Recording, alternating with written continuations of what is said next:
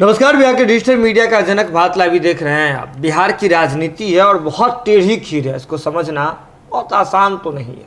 सहजता आपकी जो है ख़त्म हो जाएगी बिहार की राजनीति को समझते हुए, क्योंकि कौन कब किसके साथ है ये कहना बेहद मुश्किल होता है। हमने देखा था कि जब बिहार में खंजर इस शब्द का और राजनीतिक टर्म के रूप में यूज हो, इस्तेमाल हो, तब दो प्रकरण याद आते हैं। एक, बिहार विधानसभा चुनाव से ठीक पहले महागठबंधन का मौर्या होटल में प्रेस कॉन्फ्रेंस, जिस दौरान मुकेश सहनी जी ये बात कहते हुए बड़े प्रेस कॉन्फ्रेंस से विदा हुए थे और कहते हैं कि हमारे पीठ में खंजर घोंपा गया है। वहीं दूसरी ओर चिराग पासवान और उनकी पार्टी लोजपा, हम बात कर रहे हैं लोजपा में जब टूट हुआ था, उस दौरान चिराग पासवान ने कहा था कि कौन साथ हैं कौन नहीं थे ये भी पता नहीं चला, अपनों ने ही पीठ में खंजर घोंपने का काम किया। जिसके बाद चिराग पासवान जी के समर्थकों के द्वारा, उनके पार्टी के कार्यकर्ताओं के द्वारा गद्दार चाचा वाला वो वीडियो आपने देखा होगा, वो पोस्टर आपने पटना की सड़कों पर देखा होगा। खैर, अब इसी की बात करते हैं। ये बात अब सर्वविदित है कि चिराग पासवान जी और उनके चाचा पशुपति कुमार पारस जी में जमकर जो है क्या कुछ हुआ था। इसके बाद पार्टी जो है अलग हो गई थी, टुकड़े टुकड़े में बिखर गई थी। और ये अभी वर्तमान स्थिति है कि एक जो भतीजा है चिराग पासवान जी, वे आशीर्वाद लेने के लिए बिहार के अलग अलग हिस्सों में यात्रा कर रहे हैं। वहीं चाचा केंद्रीय मंत्री बन करके वहाँ बैठे हुए हैं, चाचा केंद्रीय मंत्री बन के बैठे हुए हैं, बिहार आए हैं, बिहार में अपने खेमे को मजबूत कर रहे हैं और चिराग पासवान जी के चचेरे भाई प्रिंस राज जी को बिहार का प्रदेश अध्यक्ष बना देते हैं।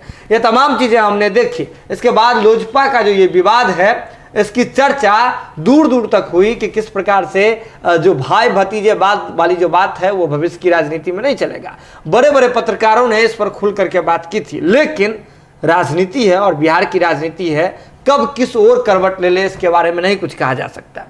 केंद्रीय जो मंत्री हैं पशुपति कुमार पारस जी, वे बिहार आए हैं पहली बार केंद्रीय मंत्री बनने के बाद, और बिहार आने के साथ ही वो हाजीपुर पहुंचते हैं। जब हाजीपुर पहुंचते हैं तो उन पर जो है कुछ अलग तरीके का उनके साथ व्यवहार किया जाता है। मुर्दाबाद के नारे लगाए जाते हैं, काले झंडे दिखाए जाते हैं, और आपको बात करें तो वो काला झंडा बैनर तो दिखाया ही जाता है, साथ ही साथ इंक भी, स्याही भी जो है उनके ऊपर फेंका जाता है। इसके बाद जो है ये तमाम प्रक्रिया जो है अलोकतांत्रिक हो जाती है। और इसके बाद इस पूरे प्रकरण पर पशुपति कुमार पारस जी ने भी क्या कहा था, भारत लाइव की टीम ने आपको दिखाई थी। लेकिन अब आपको बताते हैं कि चिराग पासवान जी अपने चाचा के बचाव में मैदान में कूद गए। जी हाँ, बड़ी खबर है, भारत लाइव की टीम आपको बता रही है कि चिराग पासवान जी अपने चाचा के बचाव में मैदान में कूद गए हैं। और चिराग पासवान जी ने लिखा है अपने सोशल मीडिया अकाउंट पर कि लोकतंत्र आपको विरोध का पूरा अधिकार देता है, पर विरोध अहिंसक और मर्यादित होनी चाहिए, हिंसक नहीं। हाजीपुर में केंद्रीय मंत्री जी की यात्रा में जिस प्रकार विरोध के लिए हिंसा का प्रयोग किया गया, मैं उसकी निंदा करता हूं। शब्दों में अपने आक्रोश को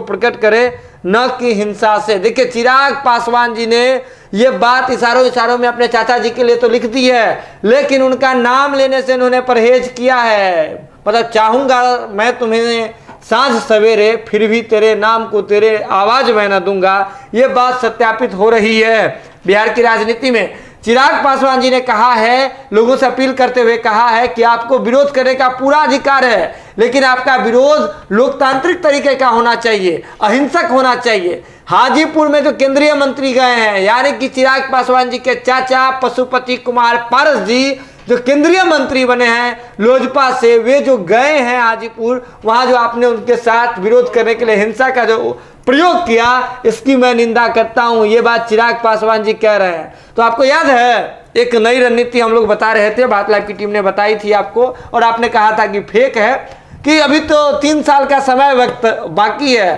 3 साल के बाद ही कोई चुनाव होना है, तो तब तक अलग अलग हो करके एक अपने संगठन को मजबूत करे चाचा, और एक जो है जमीन पर लोगों का आशीर्वाद प्राप्त करे, तो फिर क्या दिक्कत है। 3 साल बाद अगर साथ भी आ जाते हैं तब तो बहुत सारे दलों की खटिया जो है वो तो खड़ी हो जाएगी।